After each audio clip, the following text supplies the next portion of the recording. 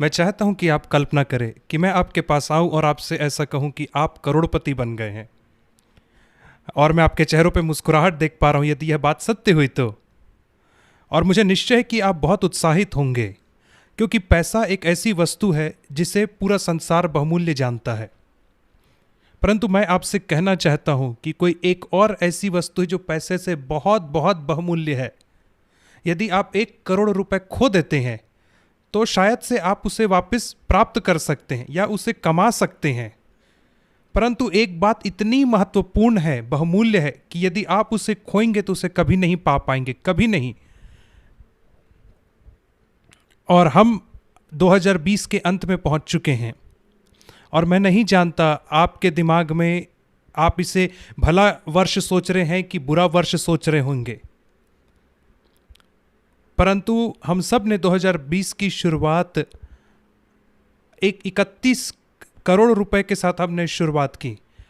और हम कह सकते हैं कि एक साल में 31 लाख जो सेकंड है उससे ज़्यादा होते हैं एक साल में।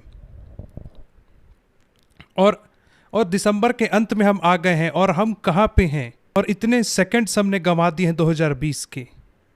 और अभी हमारे पास कहा जाए तो 20 लाख सेकंड्स बचे हुए हैं।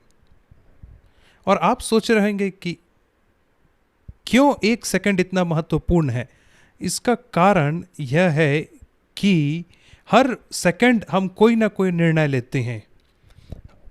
हमें क्या करना है उसके विषय में निर्णय लेते हैं, हम क्या सोचते हैं उसके विषय में निर्णय लेते हैं, अपने आचरण के विषय में निर्णय लेते हैं।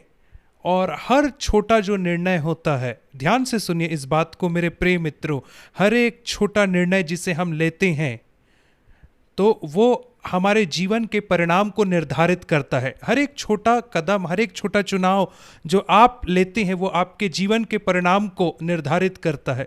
इसलिए आज मैं आपसे निर्णय के विषय में बात करना चाहूँगा और कैसे यह चरित्र का निर्माण करता है। मैं चॉइस का शब्द का इस्तेमाल करूँगा जिसकी स्पेलिंग है CHOICE, ताकि मैं इसे समझा सकूँ। चॉइस में सबसे पहला लेटर जो है वो C है, और यही तो सबसे महत्वपूर्ण चुनाव है जिसे आप कर सकते हैं, और यह है मसीह का चुनाव करना, क्राइस्ट का चुनाव करना। और यह वह जगह है जहां से हर बात की शुरुआत होती है। यदि आप इस चुनाव को सही रीति से करते हैं तो आपके जीवन के आगे आने वाले सारे चुनाव सही होंगे। क्या आप जानते हैं कि हम में से हर एक के पास एक शरीर है? मुझे निश्चय कि आप सब जानते होंगे, क्योंकि यही वह चीज़ है जिसे आप देख पाते हैं। परंतु जिसे आप नहीं देख पाते हैं, जिसे नहीं जान पाते हैं, वह यह कि हमारे अंदर एक प्राण है और आप उसे नहीं देख पाते हैं। और कल्पना करिए यदि आप अपने शरीर में कैंसर के साथ जन्म लिए होते, और बहुत ही मुश्किल होता है। मैंने बहुत छोटे छोटे बच्चों को देखा, नए जन्मे बच्चों को देखा जो बीमारी और कैंसर के साथ जन्म लेते हैं। मैं कल्पना करता हूँ कि यदि एक जवान लड़का या लड़की होने के नाते आपके पास कैंसर होता तो आप बहुत बार बीमार पड़ते और आपको बहुत सावधान रहना पड़ता कि आप क्या खाते हैं। यदि आप कहीं जाते तो आपको बहुत सावधानी बरतनी पड़ती कि कहीं आपको कोई इन्फेक्शन ना लग जाए, और आपको बहुत ज़्यादा समय अस्पताल में व्यतीत करना पड़ता, कैंसर वार्ड में। पर कैंसर एक सोल का भी होता है, प्राण का कैंसर, जिसे कहते हैं पाप। बाइबल उसे पाप कहती है। और इसका दुखद बात यह है कि हम में से हर एक के पास यह प्राण का कैंसर होता है। और बाइबल में एक पुस्तक है, रोमियो की पुस्तक, जिसके 3 अध्याय का 22वां वचन कहता है कि हम सब ने पाप किया है और कोई एक व्यक्ति भी नहीं है इस संसार में रहने वाला, एक व्यक्ति को छोड़ करके जिसने पाप नहीं किया हो। हम सब ने पाप किया है और हम सब के अंदर, हमारे प्राण में यह कैंसर है। यदि आपके शरीर में कैंसर है तो सबसे बदतर बात जो आपके साथ हो सकती है वह यह है कि आपकी मृत्यु हो सकती है। परंतु उसके बाद आप इस देह से आज़ाद हो जाएंगे और अनंत काल में आप बिना कैंसर के जीवन जी सकते हैं। परंतु यदि आपके कैंसर है सोल में, प्राण में, परंतु आपके मरने के पहले वो आपसे दूर नहीं किया और आप उस कैंसर के साथ अपने प्राण में जी रहे हैं, और परमेश्वर इतना पवित्र है, इतना धर्मी है कि वह किसी भी प्रकार के कैंसर को अपनी उपस्थिति में, अर्थात स्वर्ग में, अनुमति नहीं दे सकता है। आपका जीवन एक कप के समान है, ये जो कप आप देख रहे हैं, और मैं इसे मीठे पानी से भरना चाहता हूं।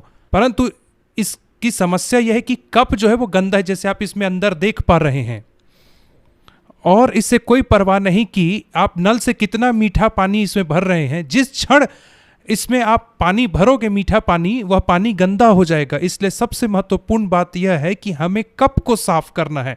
मैं आपको एक रहस्य बताना चाहूंगा। सबसे महत्वपूर्ण जो चुनाव है वो है इस कप को साफ करने का, अर्थात कैंसर को दूर करने का। और ये सारे चुनाव में से सबसे आसान चुनाव है। और जो सी जो यहाँ पे है वो क्लीनिंग के लिए, सफाई के लिए नहीं, परंतु सी अर्थात क्रिस्त के लिए है, क्राइस्ट के लिए। मैं चाहता हूं कि आप क्राइस्ट को अर्थात ख्रिस्त को चुन लो। मैं चाहता हूं कि आप जानो, यदि आपके प्राण में यह कैंसर है तो आप इसे अपने आप से साफ नहीं कर सकते हो। यदि आप इसे साफ करने की कोशिश करोगे खुद से तो कभी नहीं कर पाओगे, असफल होकर यह कभी नहीं होगा। परंतु यदि आप प्रभु से पूछोगे, मांगोगे, तो वह तुरंत इसे साफ कर देगा, खुशी खुशी। और जब एक बार यह कप साफ हो जाएगा तो परमेश्वर इस कप को अपने शुद्ध जीवन से भर देगा और आपके पास सबसे सफलतापूर्वक जीवन होगा इस संसार में। और आपने यूहन्ना 3:16 सुना होगा। वो वहां पे कहता है कि परमेश्वर ने जगत से ऐसा प्रेम रखा कि उसने अपने एकलौते पुत्र को दे दिया, ताकि जो कोई उस पर विश्वास करे वह नाश ना हो परंतु अनंत जीवन पाए।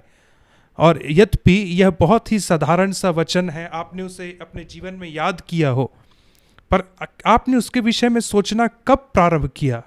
और हो सकता है कि उसके बहुत सारे वचनों को आप नहीं समझ पाते होंगे, परंतु मैं इस वचन को समझाने की कोशिश करूंगा इस उदाहरण के साथ। उस वचन का अर्थ यह है कि परमेश्वर ने स्वर्ग से नीचे पृथ्वी पे देखा और हम सबको इस प्राण के कैंसर के साथ जीवन व्यतीत करते हुए देखा और जाना कि हम कितनी भी कोशिश क्यों ना कर लें, अपने प्रयास से हम अपने आप को स्वतंत्र नहीं कर पाएंगे जो हमारे प्राण का कैंसर है उससे। परंतु उसने हमसे इतना प्रेम किया कि उसने निर्णय लिया कि वह अपने पुत्र यीशु मसीह को भेजेगा इस संसार में, ताकि इस सोल के अर्थात प्राण के कैंसर को हमसे दूर करे। और इस कार्य को करने के लिए यीशु मसीह को मरना पड़ा। केवल एक ही वस्तु है जो इस कप को साफ कर सकती, इस कैंसर को दूर कर सकती है, और वो प्रभु यीशु मसीह का लहू है।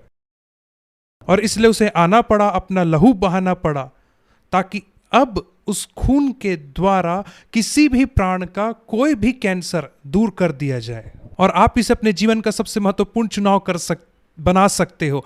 आपको कल के लिए, परसों के लिए, 5 साल 10 साल बाद के लिए रुकने की आवश्यकता नहीं है।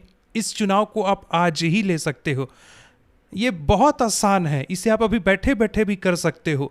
जहां कहीं भी आप हो, अपने घर में या किसी और जगह में, धीरे धीरे अपने हृदय में यीशु मसीह से आप बातचीत करें। वो आपकी बात को इसी समय सुन रहा है, वो इस समय आपकी आवाज को सुन रहा है। उससे कहें कि आपने जाना है कि आपका कप कितना गंदा है, आपने इस बात को जाना है कि आपके अंदर वो कैंसर है और आप उसके साथ नहीं मरना चाहते हैं।